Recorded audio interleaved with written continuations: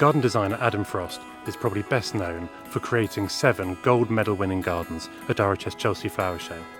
But he's also one of the RHS ambassadors, focusing on education, training and young people.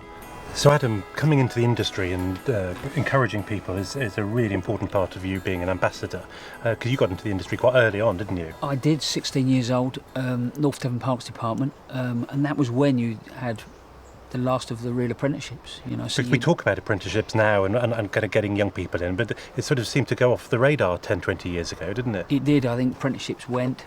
Actually, look back and you look at a lot of the gardeners, a lot of the old gardeners, so many of them were parks trained, and they got such a balanced education. That as an experience was unbelievable, and it left me with an awful lot, which I suppose is that and a mix of Jeff has got me to a place where I care massively about the next generation and how we connect them, but actually how do we get more people into our industry? Because for the horticultural and gardening world, it is a really big issue about young people coming in.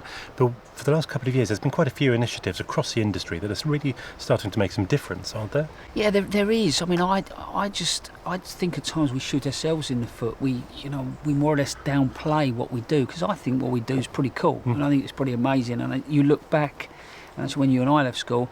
Cooking wasn't cool, but a few people appeared in the media, and then it was bish bash bosh, have a go. And all of a sudden now you've got kids that are willing to leave school, work in boiling hot kitchens, and that's cool. And we need to now do that with horticulture, and I think we can. And let's say the Home Base Academy was an important thing for me. And so this is you working with a group of people who are employed by Home Base and upping their skills. Is that what it is? Yeah, exactly. They get a 12-month experience of what, in a sense, the sort of the industry has to offer, and it's fun. So it proves that the people are out there on the basis that we had, I think for the last intake, we had about 1,1700 young people apply. Crikey, for how many places? Well, at the time that was for 40 places. So it proves that they're there. Yeah. It's now with me though, it's the secondary schools. I think we're great primary. Primary, yeah, you can get to primary quite easily, can't you? Exactly, but it's then when they go to secondary school, stops being cool. You start telling your mate that you're gardening and you get a right load of stick, and that's the end of it. I think that's now our key bit, is how we get into those schools, how we sort of tell those kids, what we do is everything from the science to the arts and everything in between. Can you think of one thing that really has made a difference in the last few years?